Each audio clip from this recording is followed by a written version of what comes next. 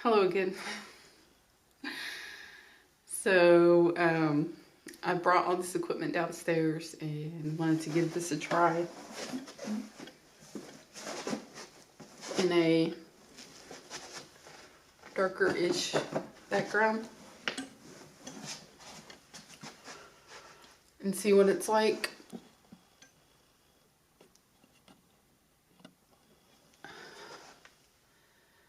And see what the acoustics are like.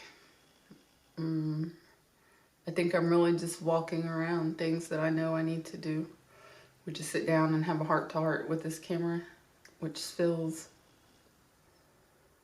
somewhat unnatural, but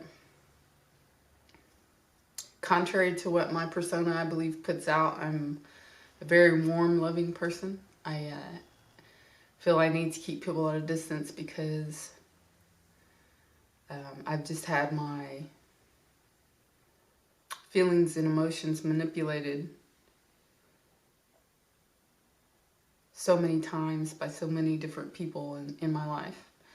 And I learned in the last few years that I was in part responsible for that. I had to learn about boundaries. I had to learn that letting go was sometimes loving,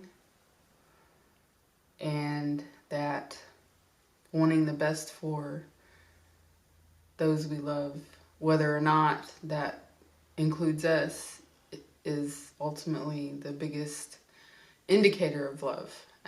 The other comes before you. The other's happiness and well-being. And you start to look at things in a different way. It opens your world because you look through the eyes of another, in a sense.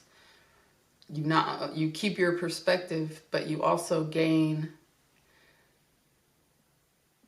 what it's like for them, and then you include that in your own world perspective. And by this subtle shift of, inclusion, your world grows. You expand your worldview. Going back to sharing with the camera. A lot of times, most of the time in my life, I say things and I feel like because I'm misjudged for the way I feel about people, because I keep them at a distance, that the true meaning of what I'm saying is lost and left behind. Ultimately, if you think about it, when you're judging where another person is coming from, be that in a conversation and you're trying to hold the other's perspective, or let's just say that you're perhaps on a jury for a criminal or civil case, numerous ways in between those two circumstances or extremes, we try to look into the heart of the other, and in doing so, we project our own choices into what they would or would not do. Our political parties are emphasizing this right now. We project our own thoughts and ideas onto another's actions. And we believe, if certain similarities line up, we believe that they are coming from the same place that we are. But that's, from what I can tell, a mistake. Not only interpersonally, because, we assume through one's actions that their love for us is equal to our own love. And if it's not, if certain actions aren't reciprocated, we believe that love is not there. Because we are the only person that sees the world in the way that we particularly see it, which is built up from numerous interactions and our ideas of what being a person is, and what being a mother was and is to us, and being a father was and is, and how we put all these minute pieces of personality together. We build the structure of psyche or soul that we consider to be ourselves.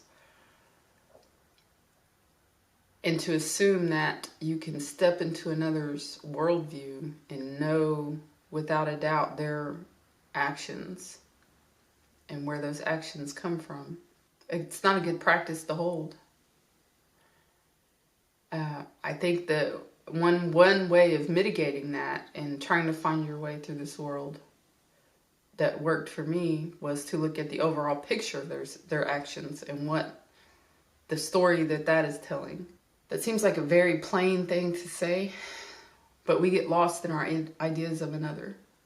We get into a relationship and we think we know how the other feels, or we're raising children and we think we know what is best for them, when ultimately their worldview is made up of things that you can't even fathom.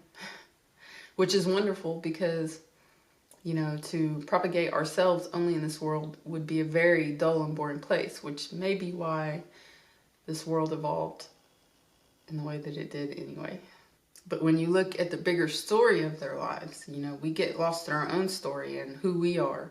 But when we look at the story of the person we're interacting with, we see a whole new world. We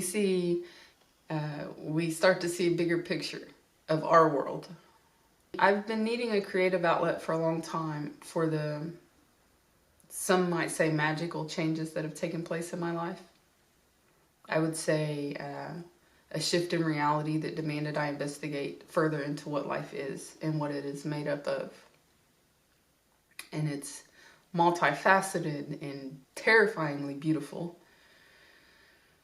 To really investigate what constitutes a life on this planet, and how all those lives weave together to make this gigantic whole that we see and interact with on a daily basis.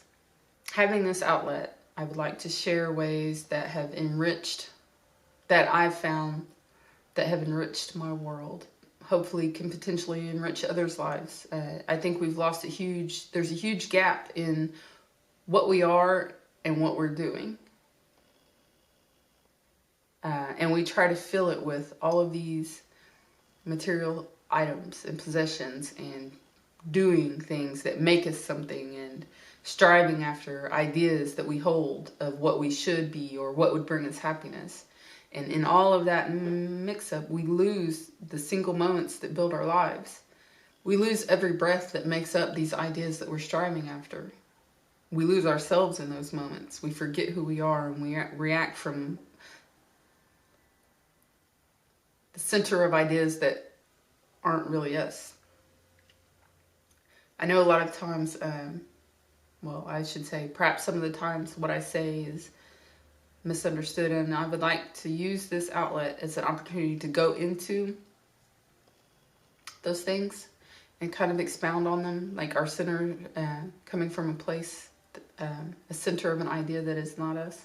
We build up this idea of who we should be at work, or who we should be as a mother, or who we are as a woman or a man in this world, or who we are in a relationship. And we build this ideal as opposed to idea. This ideal persona of what that looks like. And we start making choices and acting on those choices from a center that is no longer us. It's a part of us. It makes up a larger whole of us when put together with other pieces, but it's not us. And if we lean too much into that central ideal, then we start to become that, and we lose who we were before that ideal happened upon us. Excuse me. Just like the world at large is made up of all of this multitude of perspectives, of each individual's perspective, our persona is made up of centralized perspectives from these ideal roles that we play, and makes up our world.